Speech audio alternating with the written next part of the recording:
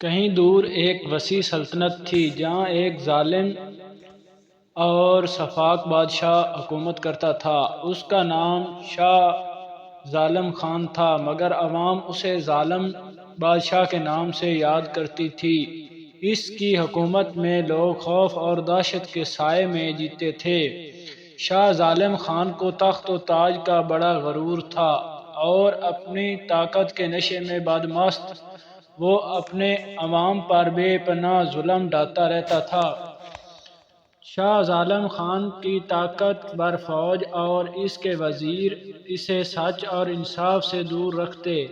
اس کے دربار میں صرف وہی لوگ تھے جو بادشاہ کو خوش رکھ سکتے تھے۔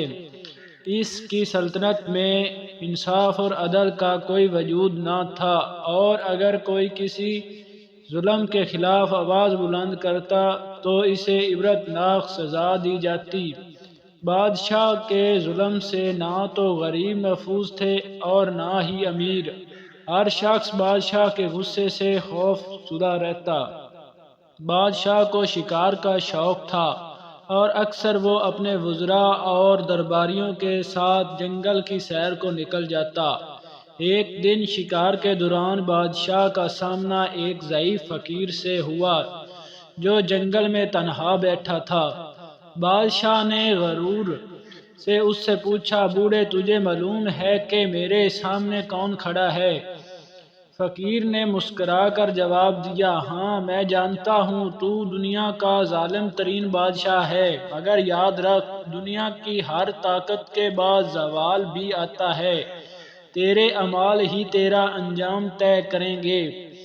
بادشاہ کو فقیر کی یہ بات ناگوار گزری اور اس نے حکم دیا کہ فقیر کو فوراً قید کر لیا جائے۔ فقیر کو گرفتار کر کے شاہی قلعے کے تہہ خانے میں ڈال دیا گیا، جہاں وہ اپنے باقی دن گزارنے لگا۔ فقیر کا دل اللہ کے عشق سے لبریز تھا اور قید میں بھی وہ عبادت میں مصروف رہا۔ فقیر کی باتیں بادشاہ کو چبھتی رہتی تھیں۔ وہ چاہتا تھا کہ اس فقیر کی زبان ہمیشہ کے لیے خاموش ہو جائے، مگر فقیر کی شخصیت میں ایسی وقار تھی جو بادشاہ کو روک رہا تھا۔ آخر کار بادشاہ نے فیصلہ کیا کہ وہ فقیر کی باتوں کو نظر انداز کرے گا۔ کچھ عرصے بعد بادشاہ نے ایک نیا قانون جاری کیا جس کے تحت غریبوں پر بھاری ٹیکس عائد کر دیا گیا۔ لوگوں کی مشکلات مزید بڑھ گئیں اور بھوک اور فاقہ ان کا مقدر بن گیا۔ ظلم و ستم کی وجہ سے عوام میں بغاوت کے جذبات ابھرنے لگے۔ بادشاہ کی سلطنت میں ایک نوجوان عادل بھی رہتا تھا۔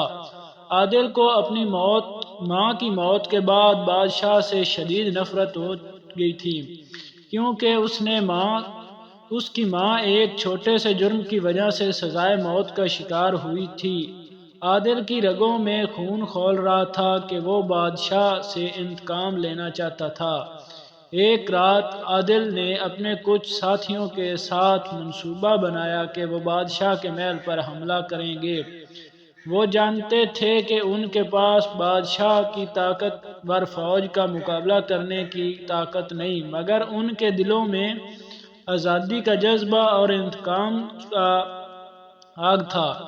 عادل اور اس کے ساتھیوں نے محل کے قریب پہنچ کر فوجیوں کو چکما دیا اور اندر داخل ہونے میں کامیاب ہو گئے۔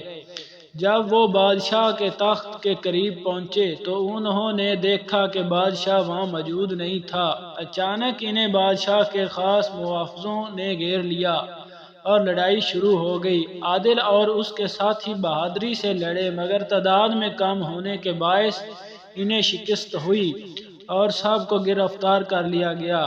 بادشاہ کو خبر ملی کہ کچھ باغیوں نے محل میں داخل ہونے کی کوشش کی تھی۔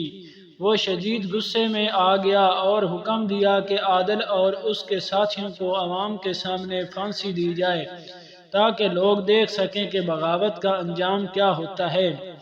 پھانسی کے دن تمام شہر کے لوگ جمع ہوئے اور خوف زدہ نظروں سے یہ منظر دیکھنے لگے۔ عادل کو یہ بادشاہ کے سامنے لایا گیا۔ اور بادشاہ نے اسے کہا تم جیسا بزدل کبھی مجھے شکست نہیں دے سکتے، تمہارا انجام تو پہلے ہی طے ہو چکا تھا۔ عادل نے بادشاہ کی آنکھوں میں آنکھیں ڈال کر جواب دیا، ظلم کی حکومت زیادہ دن نہیں چلتی، ایک دن تیرا غرور ہی تجھے تباہ کرے گا۔ میں شاید آج مر جاؤں مگر میری آواز زندہ رہے گی۔ عادل کی باتوں نے لوگوں کے دلوں میں امید کی شمع جلائی۔ بادشاہ نے حکم دیا اور عادل کو پھانسی دے دی گئی، مگر اس واقعے کے بعد عوام میں بغاوت کے جذبات مزید بھڑکنے لگے۔ لوگوں نے عادل کو ایک ہیرو کی حیثیت سے یاد کرنا شروع کر دیا اور آہستہ آہستہ ایک خفیہ تاریخ چلنے لگی۔ بادشاہ کو ان سازشوں کی خبر ملی اور اس نے اپنے وزراء اور فوج کو حکم دیا کہ بغاوت کو سختی سے کچل دیا جائے، مگر یہ بغاوت اب قابو سے باہر ہو چکی تھی۔ عوام کا سیلاب بڑھتا گیا اور آخر کار بادشاہ کی فوج بھی اس سیلاب کے آگے بے بس ہو گئی۔ کچھ عرصے بعد عوام نے شاہی محل کا گھیراؤ کر لیا۔ محل کے محافظوں نے بھی ہتھیار ڈال دیے۔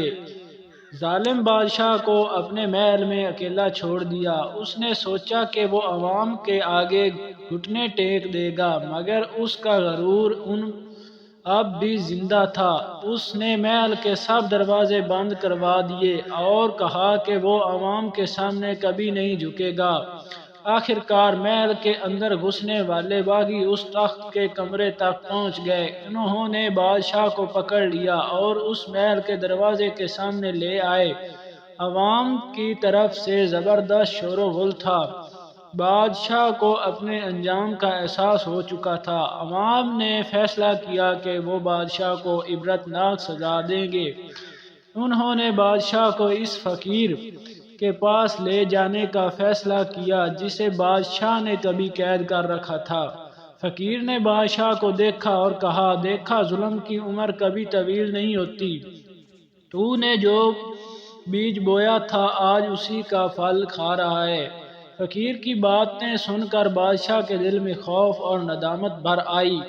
وہ جان چکا تھا کہ اس کا غرور، ظلم اور بے رحمی اسے تباہی کے کنارے تک لے آئی ہے۔ عوام نے اسے قید کر دیا اور اس کے ظلم کا احساس لینے لگے۔ کچھ دنوں بعد بادشاہ کی موت قید میں ہی ہو گئی۔ اس کا نام تاریخ میں ایک ظالم اور بے رحم حکمران کے طور پر یاد کیا جانے لگا۔